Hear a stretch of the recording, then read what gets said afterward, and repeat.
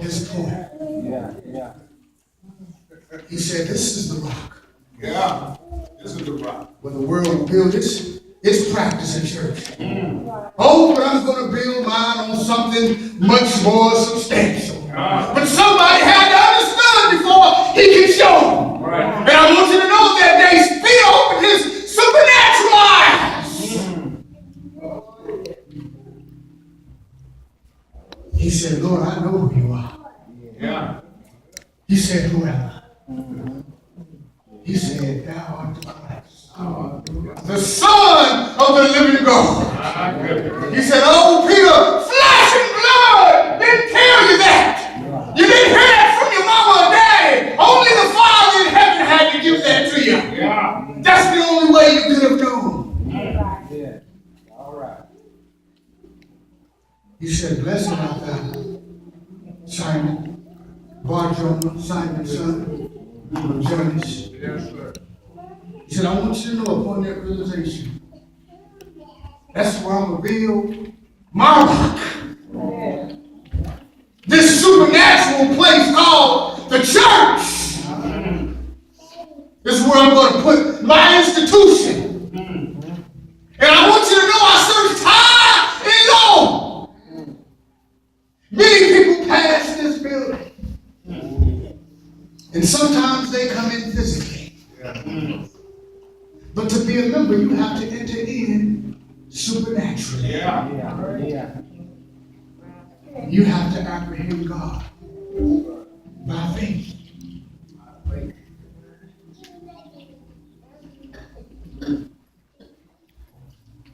God is building his church on a different kind of root. He wasn't building it on a physical rock. He was building it on a spiritual rock. And the only way that you can come into this spiritually and supernaturally, you got to come into this building, which is 6 steps. We're not fighting against flesh and blood out here. Spiritual wickedness in high places. You know why people can't see God? Because Jesus is the mystery of God. He's God manifested in the flesh. Yeah. And the church is the mystery of Christ. You ought to be glad this morning that you got it. Yeah. It's why we prefer to be here today instead of sleeping in. I'm talking about the mystery and the supernatural. In John 6, Jesus told Nicodemus that he had to be born again. Yeah. Nicodemus wanted to know, can a man this age go back into his mother's womb? Yeah. He was trying to apprehend Christ through his natural mind. Yeah. But only could be experienced through the Spirit.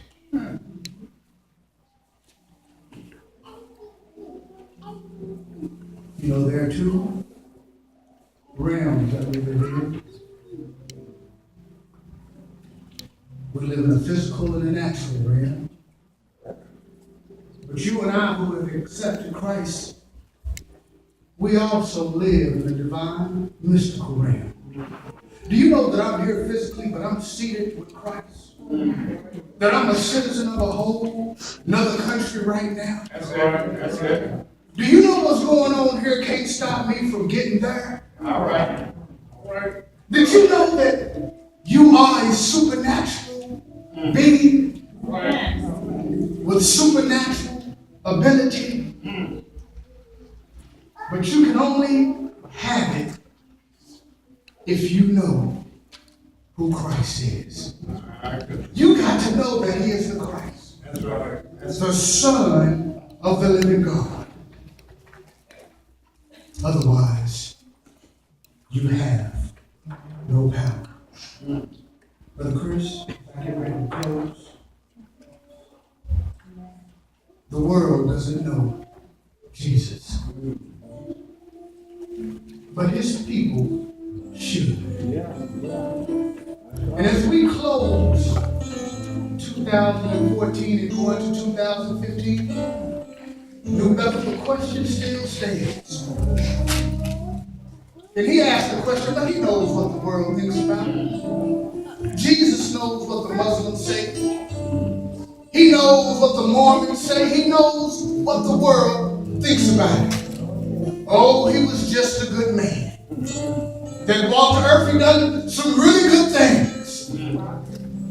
But then he asked the question, which one of y'all that I woke up this morning in your right mind with a reasonable portion of strength? On December 28, 2014, on the corner of Madison, Missouri, who do you say that I am? All right. You, the family of God. What's your answer? Am I the Christ in your life? Right.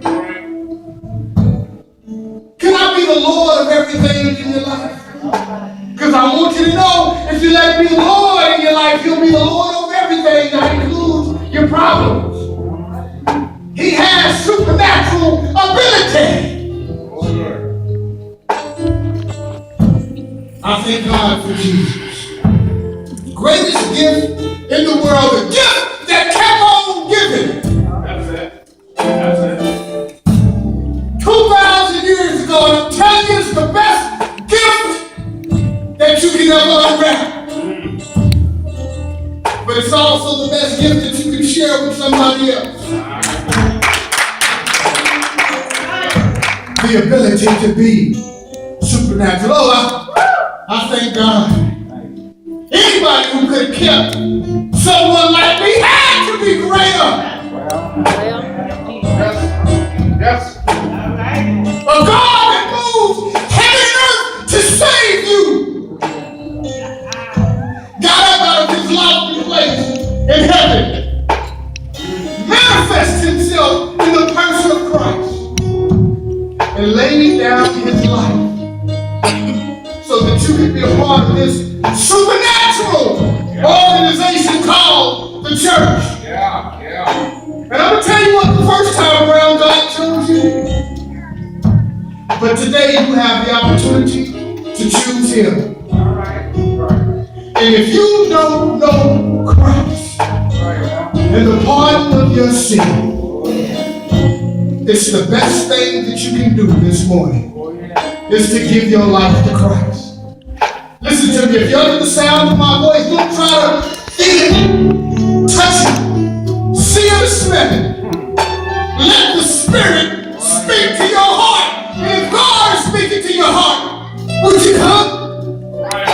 Would you come? God loves you. He loves you and He wants to save you. If you've left God on your coffee table, you haven't picked up His word, you just got too busy in 2014, He said, just come on back. You can always come home. Just come on back and rededicate yourself. He said, I don't love you any less today than I did yesterday.